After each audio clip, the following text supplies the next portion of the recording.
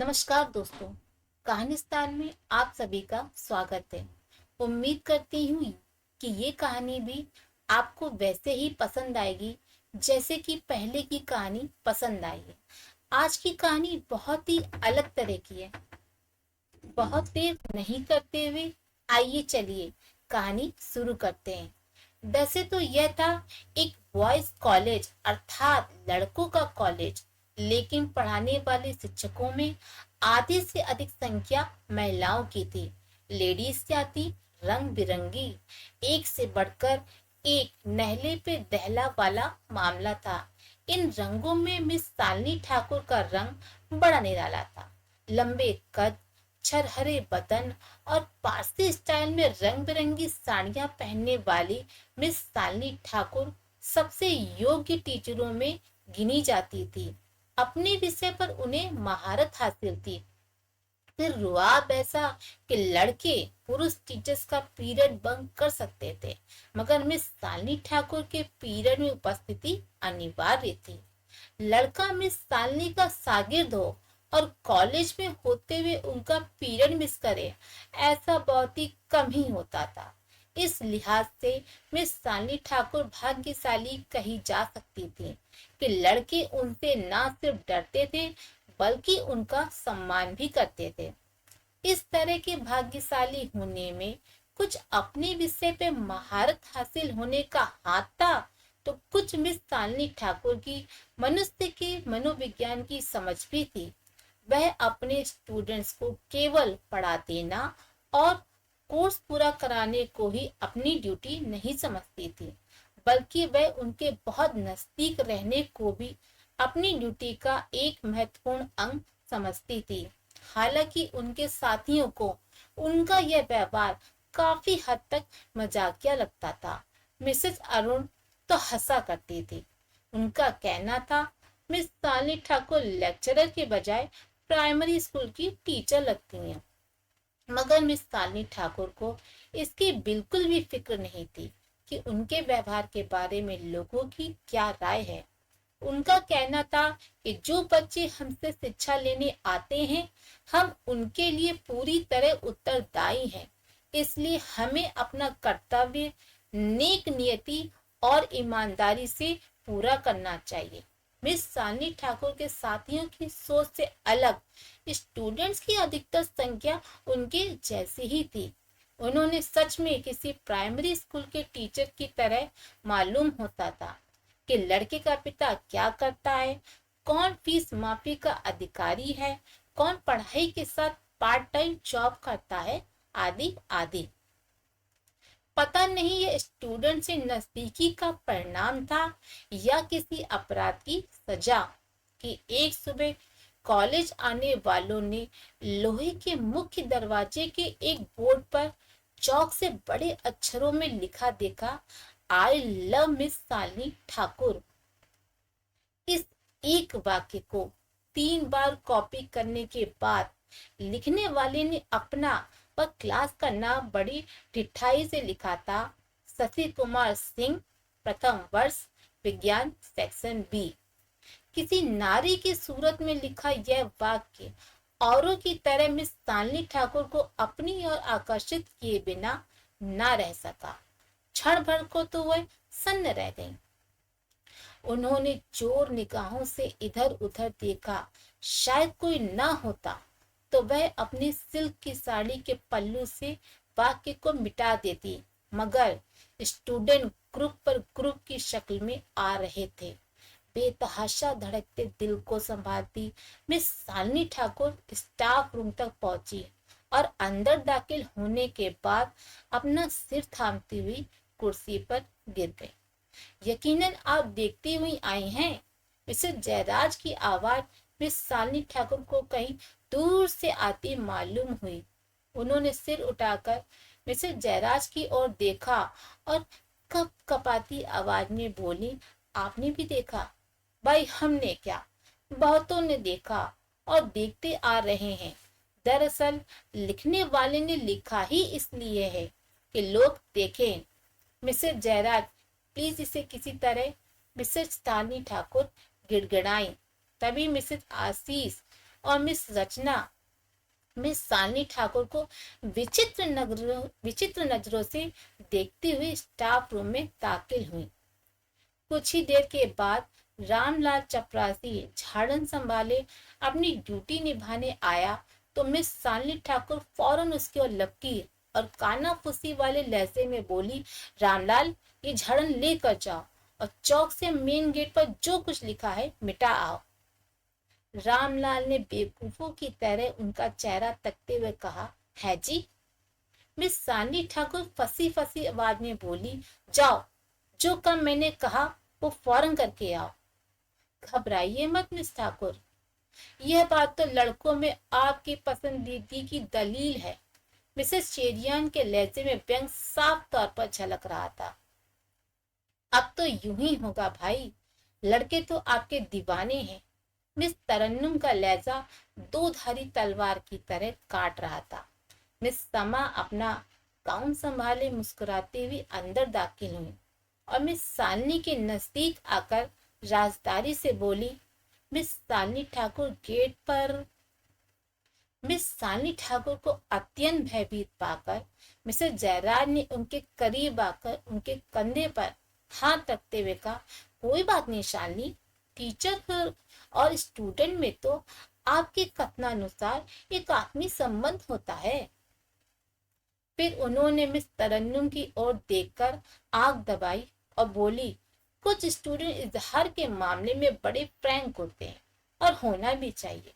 क्यों शालिनी, आपका यही विचार है ना कि हमें स्टूडेंट्स को अपनी बात कहने की आजादी देनी चाहिए? मिसेस जयराज की इस बात पर मिस शालिनी का चेहरा क्रोध से दहकने लगा। शशि सिंह वही है ना, बी सेक्शन वाला लंबा सा लड़का जो अक्सर जींस पहने आता है? मिस रोशन ने पूछताछ की। मिसेस गोयल ने उनके विचारों को सही बताते हुए हामी भरी। वह तो बहुत प्यारा लड़का है। मिसेस गुप्ता बोली, बड़ा जीनियस है, ऐसे ऐसे सवाल करता है कि आदमी चकरा कर रह जाए। मिसेस कपाड़िया जो फिजिक्स पढ़ाती थी बोली, इस तरह ढिठाई से अपना नाम हरगिज नहीं लिख सकता था। मिसेस जयराज ने फिर अपनी चोंच खोली। यह बात मिस शालिनी को भी सही लगी। शशि सिंह के बारे में मिस शालिनी ठाकुर की राय बहुत अच्छी थी। हालांकि सेशन शुरू हुए 3 महीने ही गुजरे थे, लेकिन इस दौरान जिस बाकायदगी और तन्मयता से उसने क्लासेस अटेंड की थी, वह शशि सिंह को मिस शालिनी के पसंदीदा स्टूडेंट्स में शामिल कराने के लिए काफी थी। लेक्चर वह अत्यंत तन्मयता से सुनता और लेक्चर के मध्य ऐसे ऐसे प्रश्न करता जिनकी उम्मीद एक तेज स्टूडेंट से ही की जा सकती थी। मिस शालिनी लेक्चर देना ही काफी नहीं समझती थी, बल्कि असाइनमेंट देना और उसे चेक करना भी जरूरी समझती थी। शशि सिंह कई बार अपना काम चेक कराने मिस शालिनी और मिस्टर अंशुमन के कॉमन रूम में आया था। वह जब भी आता बड़े सलीके और सभ्यता के साथ इस आने जाने के बीच मिस शालिनी ने उसके बारे में यह मालूमात हासिल की थी कि उसके माता पिता दक्षिण अफ्रीका में थे। वह यहाँ अपनी नानी के पास रहा करता था। शशि जैसे सभी स्टूडेंट से मिस शालिनी को इस किस्म की छिछोरी हरकत की उम्मीद भी नहीं थी। उन्हें यकीन था कि यह हरकत किसी और की थी, मगर उसने शरारतन या रंजिशन शशि सिंह का नाम लिख दिया था।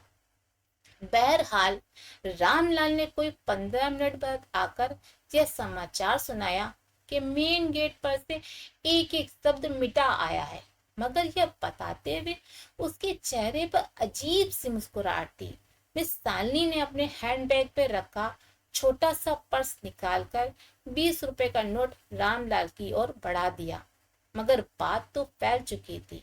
ना सिर्फ टीचरों बल्कि स्टूडेंट्स के बीच भी तरह तरह की बातें हो रही थी।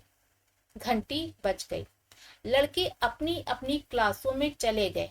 शालिनी भी पीरियड लेने चली गई।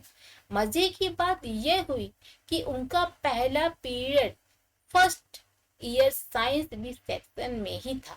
मिस सालनी पहली बार क्लास में जाते हुए झिझक रही थी। उनके कदम लड़खड़ा रहे थे, लेकिन जाना तो था ही। सो गई और लेक्चर दिया। लेक्चर के दौरान उनकी निगाह शशि सिंह पर भी पड़ी। वह रोज की तरह तन्मयता से सुन रहा था। मिस सालनी लेक्चर देती रही, लेकिन आंखें रोज की तरह लड़कों के चेहरों पर पड़ने की बजाय झुकी झुकी थी। पहली बार मिस सालनी को क्लास के चेहरों पर दबी दबी मुस्कुराहटें दिखी। जैसे तैसे पीरियड समाप्त हुआ तो सालनी ठाकुर कमरे की ओर चल दी। वह कमरे में पहुंची तो मिस्टर अंशुमन पहले ही मौजूद थे।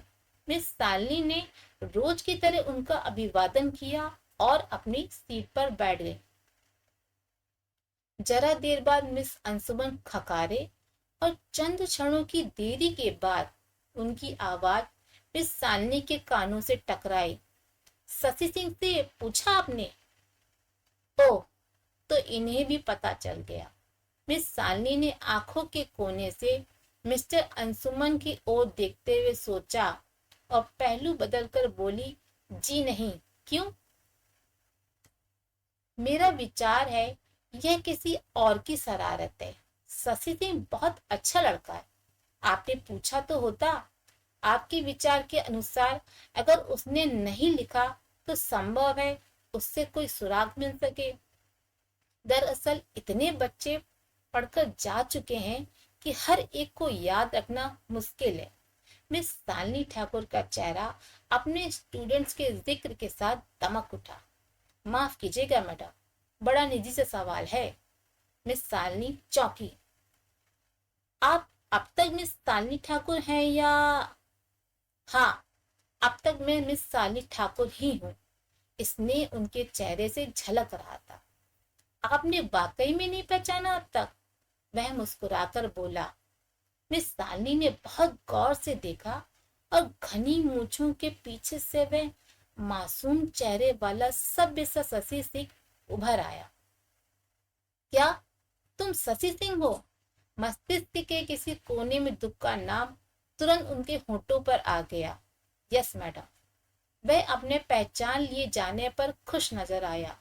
ओह, मिस सालनी की समझ में कुछ ना आया। क्या करें क्या कहें। मैं डर रहा था अंशुमन सर न टकरा जाए कहीं। वह बेतकल्लुफी से बोल रहा था। मिस सालनी ठाकुर शांत व बिल्कुल चुप थी। मैं दक्षिण अफ्रीका चला गया था। फिर वहां से डैडी ने अंकल के पास इंग्लैंड भेज दिया।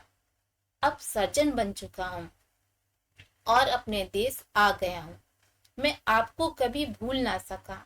मुझे विश्वास था आप कभी न कभी कहीं न कहीं फिर मुझे मिलेंगे, और वाकई आप मिल गईं, उसी जगह जहां मैं छोड़कर गया था। Mind you boy, miss Shalini ने उसकी बेतकल्लुफी पर कुछ नागवारी के साथ कहा। मेरी मम्मी भी किसी हालत में ये स्वीकार नहीं करती कि मैं अब बच्चा नहीं रहा। मिस सालनी ठाकुर ने देखा वह बड़े सलीके से मुस्कुरा रहा था। वह फर्स्ट ईयर का स्टूडेंट था। पता नहीं कहाँ जा छिपा था। I still love you miss Shalini. वह 12 साल बाद एक बार फिर अपने अपराध को स्वीकार रहा था। Shut up. मिस सालनी का चेहरा लाल हो गया। No madam, I can't. और क्यों मैं अपनी जुबान बंद रखूं? अगर एक बेटे को यह अधिकार है कि वह अपनी माँ को चूम कर उसके गले में बाहें डालकर उससे अपने प्रेम का इजहार कर सकता है, तो इतना अधिकार हर स्टूडेंट को है वे अपने रूहानी माता पिता से प्रेम कर सके। क्या गलत कह रहा हूँ मिस सालनी ठाकुर?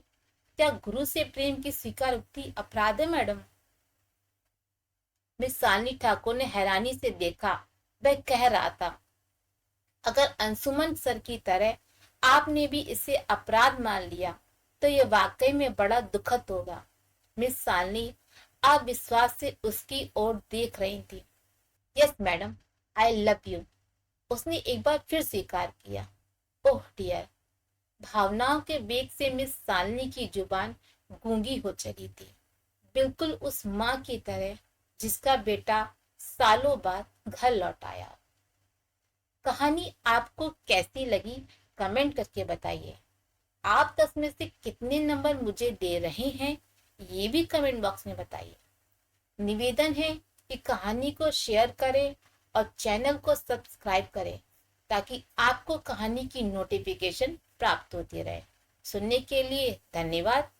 बहुत जल्द आप लोगों के लिए दूसरी कहानी लाऊंगी। अभी के लिए विदा लेती हूँ।